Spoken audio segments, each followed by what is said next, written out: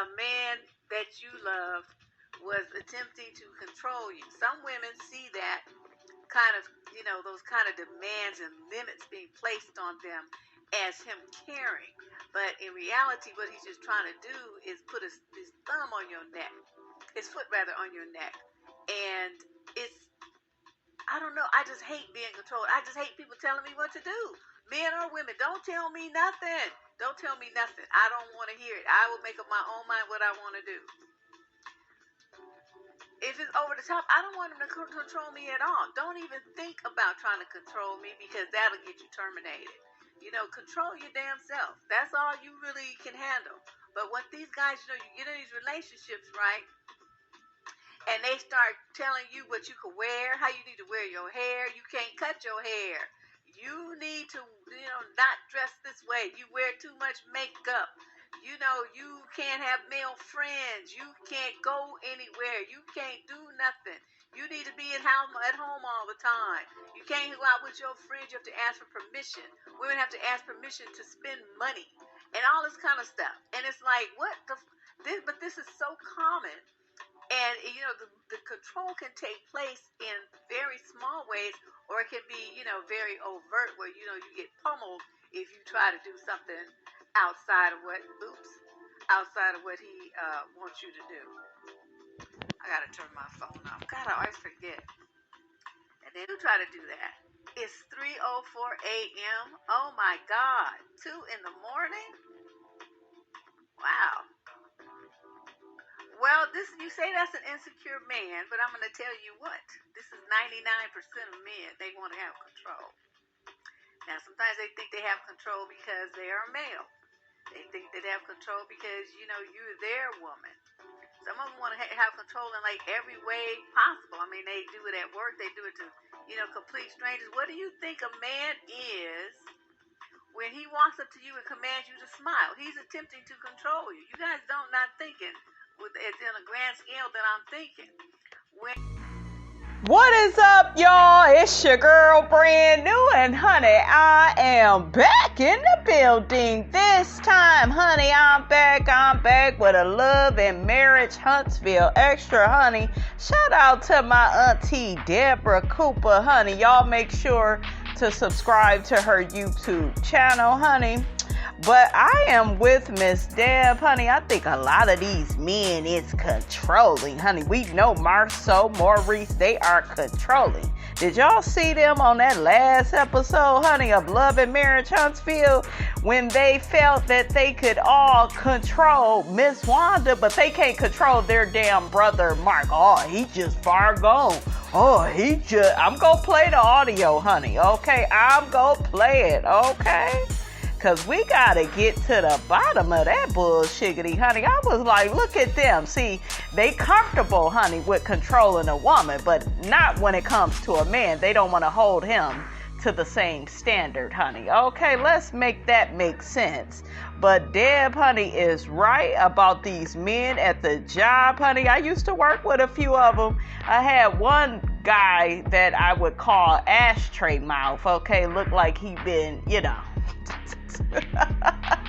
just smoking all the weed and cigarettes, honey. You can see it all on his lips. They purple, black. Okay, just nasty. Ugh. Had the nerve, honey, to tell Miss Robinson, yes, me, I'm taking the trash out. You need to smile. Bitch, who smiles while they take out trash? Okay, mind your raggedy ass business, okay? Damn. Then a few of the other guys, why you don't stay and talk to me after work? Do we have a relationship, motherfucker? Okay, I think not. Shit, okay? You gotta put in on this, man. Okay, Miss Robinson, don't play that bullshiggity. But yeah, a lot of these men, honey, is just controlling. You got the covert narcissist. He want to be secretive, honey, with his controlling behavior. He ain't gonna be just, out there like the overt narcissist. He ain't gonna be flat out belligerent with you. He has his old sneaky, subtle ways of trying to control you, honey. Oh yeah, they play games, but that's what you do, honey, when you down to that first floor, honey. That's just what you do. Okay, it's only right. Okay, Miss Robinson don't expect much from these type of men, honey. But let's continue, honey, to listen to Auntie Deb talk about all these raggedy controlling men. Y'all really need to stop it. Just because you got a dick and balls don't mean that you need to get all involved in my business. Okay, how you doing? And any man I've been with, no, he can't tell me who to be friends with. I am allowed to have male friends. I am allowed to come and go as I damn well please. But that don't mean it ain't stopped a few of these fools over the years trying to tell Miss Robinson what to do, honey, okay? Not today, and tomorrow don't look good either, honey. Not on my watch, honey. But anyways, honey, let's get back to Auntie Deb, honey. She about to school y'all, okay, with these, controlling men, honey. A guy, gets mad because he tries to holler at you and you don't respond. He's attempting to control you. When these guys come on the channel and they get mad because women don't respond to them the way that they want to, and they turn into these incels and whatnot, they're angry because you're not under their control. You're not giving them what they want, the way they want it, when they want it, and why they want it. You're not following the script. Girl, you better preach, honey. I know when I had one of my last jobs, honey, I told y'all about the fat, stubby man at one of my last jobs. And yeah, he thought he was going to control Miss Robinson, wanted me to, talk to him. And if I walk by him, I need to acknowledge him. Get your fat ass on. You could be on somebody's treadmill, okay, while you trying to talk to the queen. Okay, just nasty. Why y'all so damn desperate for attention? Then a lot of y'all be married and be having girlfriends. That ain't enough attention for your ass? God damn, get a Game Boy or something. Okay, they still make them damn, well, you got games on your phone, but y'all so damn desperate down to the workplace. Y'all just so nosy, and it's this, acknowledge me, pay attention to me. What y'all need to do is work on y'all damn conversation, have something of substance to talk about, and maybe somebody will stay and talk to your little narrow ass, honey, but it won't be Miss Robinson, honey, okay? But yeah, these men, honey, they controlling. And I told y'all, we as women are looked at as slaves. I am not playing when it comes to the place of employment, when it comes to a lot of these men that are not even ours, okay? We didn't marry these men. You would have thought Miss Robinson been on a date with a few of the men down to the workplace. No, none of that. They just was acting, just because they were attracted to me, you guys. They felt like I owed them something, and it's dangerous, in my personal opinion, to have that type of narcissistic, there's that word, entitlement. It is, it's horrible. If you have a son, please sit that fool down and tell him, okay, go fuck around, get a sexual harassment case, okay? Shit, don't nobody owe you shit. You do your job, you get your paycheck, okay? Shit. You see, and that's control. So, you guys feel free as I go through. Is possessive an alternative of controlling? Yes, absolutely. It's like it definitely projects a lot of insecurity. They're trying to keep everybody away from you. And the only way that they can do that is to exert control. Because if you were to maintain those friendships and be as social as you were, wear everything that you wore and all that stuff, then, go places and talk to everybody and all that stuff, they wouldn't need to be, quote, possessive. They would just be like, whatever, I'll see you when you get back. But the fact that they want to exert control and tell you, I'd be worried. They try to package it in a way to make it seem like it's flattering. I'm worried about you. It's not I'm worried about you. I'm worried about the other people and what they might do and all this stuff. I had a man tell me that in my past. Yep.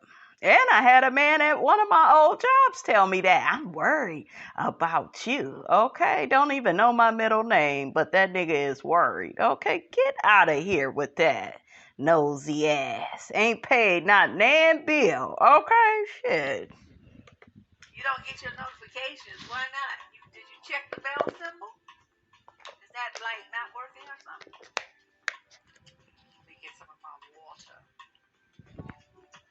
But the way that they try to alleviate their insecurity is by getting the upper hand, which is control. So insecurity is definitely, like she says, a part of the package of control. You rather let him take charge? Well, it depends on what you mean by that and how he does that. Now, there's some things he may take the lead on, like if you planning a date or something like that. You know, you ask me out, well, you need to plan a date. You take charge of that. But as far as you taking charge of like my wardrobe, how I look, what makeup I wear, what I eat, all that kind of stuff, no, you're not going to take charge of that. You're going to take charge of yourself. So, you know, there's certain parts of things. Yeah, they do that check-in thing because they say that they are worried. That's what I say. They try to package it in a way to make it sound palatable, so the woman will be like, you know, broad brainwashed and thinking that she's doing something and that he really cares. He don't give a fuck. That's what happened down to the Love and Marriage Huntsville, okay, with that fight where Marceau checked Tisha and, well, I'm going to go to jail and you stay out of it. I don't want you to have an opinion. He was controlling her.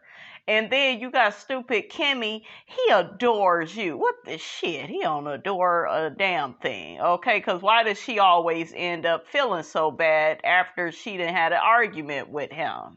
Okay, so come on now. We see through the bullshiggity. Let's get to playing that audio, though, okay, of them men acting all controlling, honey, on Love and Marriage Huntsville. Definitely should have had security here. Wait, where's she at? Tisha, listen, sweetheart, I'm telling you something. I'm serious. No, I'm telling you. I'm not going to get in the... Can you listen to me, please? Okay, no, I'm not going to get in the middle of it. I'm not going to just sit there and let somebody cuss my mama out. That doesn't make sense. Let me tell you something. I mean serious, okay? You are not getting to the middle of that. And listen for a second, babe, okay? I want you to hear me, okay? If you get in the middle of that, if something happens to you, then Marcel goes to jail. That's not okay for us. He makes it about him so he can control her, okay? And for the most part, she does what he says and still gets cussed out at home. In our life, listen to the words I'm saying, okay? If something happens in the middle of that, then Marcel Scott goes to jail. Our family is ruined. Or not, our family goes through this stuff, okay? I'm not going to stop. So I need you right now to listen to me and not do that. And I don't care what's going on over there. Okay? I'll do my best to protect your mom so you don't have to. But I'm telling you, if my wife gets touched, that's a problem for you. You understand what I'm saying? So I need you to be on that thing with you, okay? Okay. I'm telling you right now, 100%. Okay. All right. She does what he says. Martell and Tisha were trying to hold back their respective parties. Tisha is in front of a grown man, and Martell hasn't had the history. There's that word. What did I tell you? His past will always be used against him, unfortunately. People won't even be able to see. Some people that choose not to, they won't be able to look at his behavior objectively because they don't want to. And I think that that's kind of why Maurice and Marceau, they kind of like Martell, because it's like, yeah, he a fuck up. Like, it's people out there in life that like being around people that are fuck ups, that way that they can look good. I actually dated a guy in the past, and I would get around his friends, and I'm like, ugh, he's so raggedy, you know? But he liked them. That way he could look good, okay? He could hide his raggediness, okay? He'll be able to control his temperament. And of course, it's time for me to interject. So this can go from regular day to bail me out really quick. Do you see how he has nothing to do with the situation? He wanted to make it be about him. So let's show you some more of them being controlling. When it comes to safety, the few times that I've had to protect her in life, I don't need any of your feedback. I need you to listen immediately and do exactly what I say. Y'all hear that? And you got your stupid sister-in-law helping him with that narrative. He's probably in the biggest pickle of all of us. Because he adores you. You're his wife. He adores her, but her feelings are hurt after a discussion with him or argument. Okay. That's really what happened. But It's the cognitive dissonance, honey, for me. And he's your protector. I understand that. It was our conversation last night when we was talking about it. That's when he was like, well, you should just be silent. Like, you shouldn't say anything in a situation like that. And I was like, you can't just tell somebody that you don't have a voice. Because he's like, you don't have a voice in that situation. Mm-hmm. And I'm like, you can't say that. So to me, that was hurtful. Y'all hear Tisha? That was hurtful. That hurt my feelings.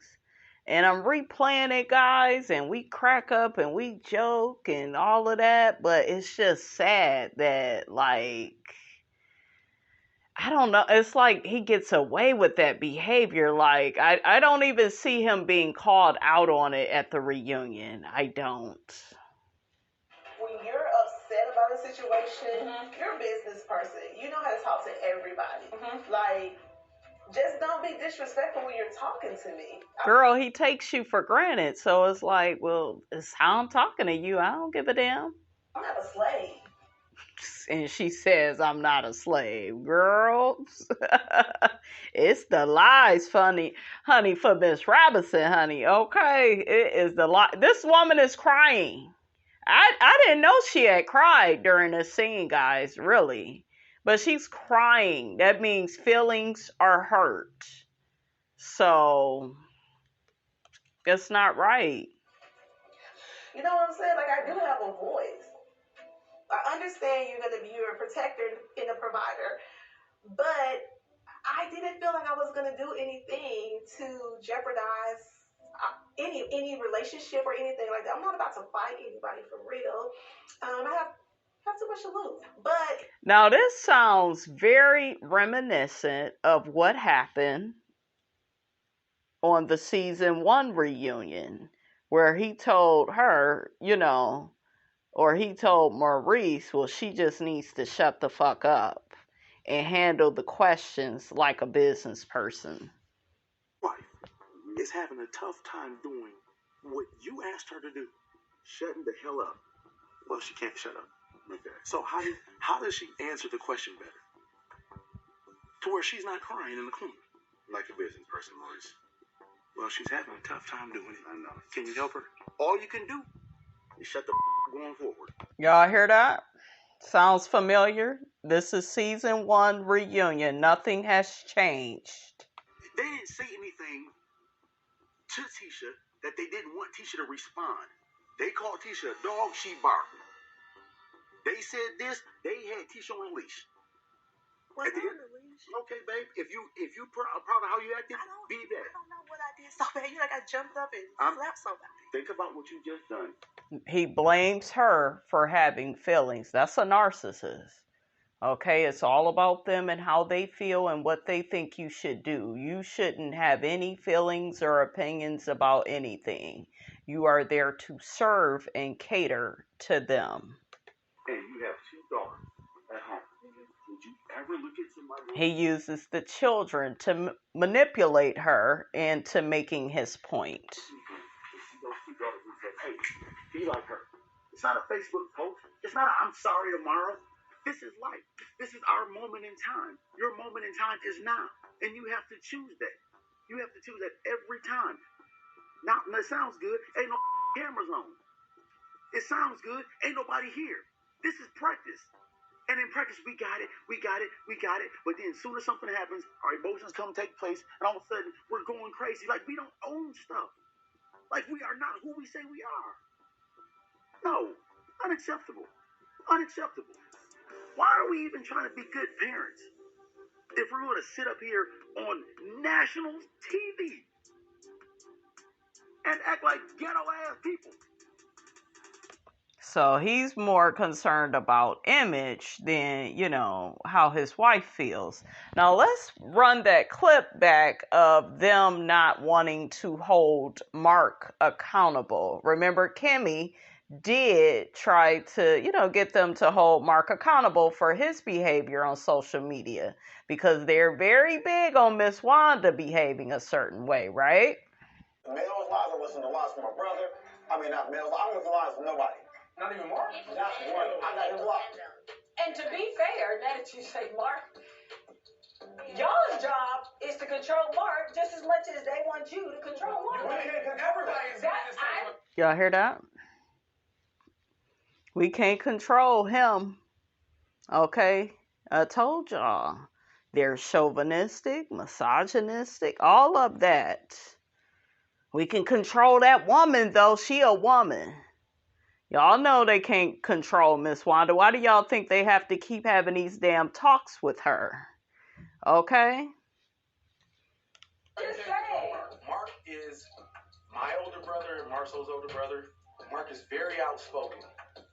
And I don't understand why Mark is this aggressive on social media with some of his posts.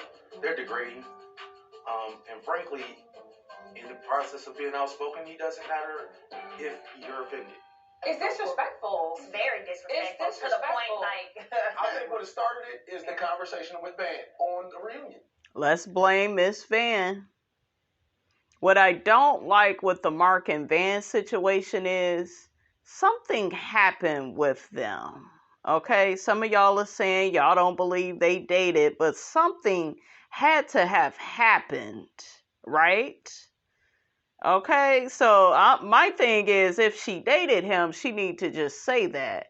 But she maintains they was just friends. That was it. And, for whatever reason, that triggers Mark because he feels like they really had a relationship, right? So, honey, I wasn't there. I don't know what to believe. I'm leaning more towards Miss Van because she seems more reasonable. But something, honey, ain't clean in the buttermilk when it come to them two people. And that's what got him going. So you had a relationship with Marisa Marceau's brother? No. We were friends. We spent time together. When you driving like 5-6 hours to his house and all that kind of stuff? Wasn't you going to go see Coleslaw too, nigga? I would have flipped that shit right back on Martell, okay? No, I'm just saying, like, dang. And no, I don't go to his house. I've never been to his house. Oh, okay. I've never been to his house. You just drove 5-6 hours? And he's driven there too. Yeah, but at the end of the day, They got room. I know, but I think, listen, at the end of the day, That's a relationship. you're single. No, it's not. And literally, he's been on it since. What he started business. It was more of the denial. He literally got his little feelings hurt because she like. But even before the reunion, there was stuff already being said. What started it is the conversation with Van on the reunion.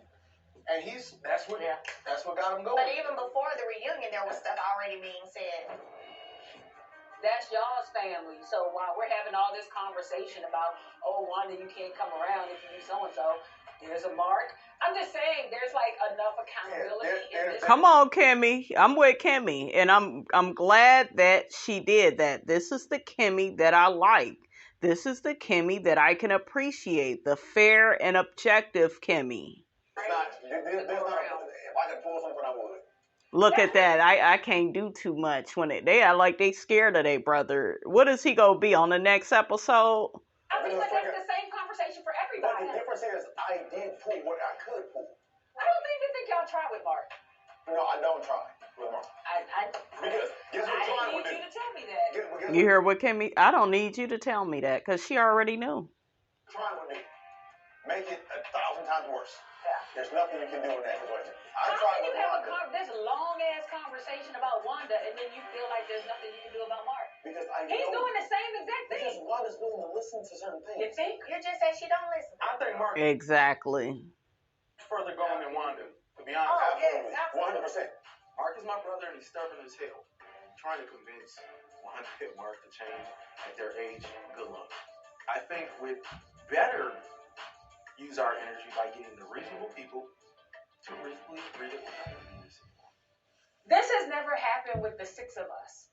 Regardless of how exes have a form of respect. we have a form of respect and we have a form of dignity and we have a form of the way. Y'all think y'all do, but okay. So let's hear what happens between Maurice and Mark when they try to talk to him. Put out a post saying that I dated Van. Yeah, I said I dated Van. You know that you pop at the mouth, right? I got to defend me. All right, y'all. There it is, honey. There it is. Okay, I can't wait. I see my girl Kiki, honey. Kiki is gonna get them Scots, honey. I love me some Kiki, and Kiki was looking good. Okay, with a T at the end of that, honey. Okay, she was looking good at that reunion. But anyways, you guys, that's all I have to say about that. Don't forget to like, comment, and subscribe. I am your girl, Brand New, and I will check you guys out in the next video.